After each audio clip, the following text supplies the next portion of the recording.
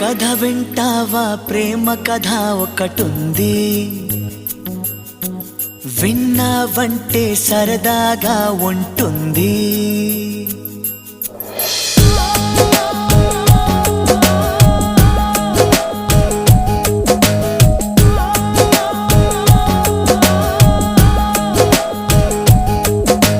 కథ వింటావా ప్రేమ కథ ఒకటుంది,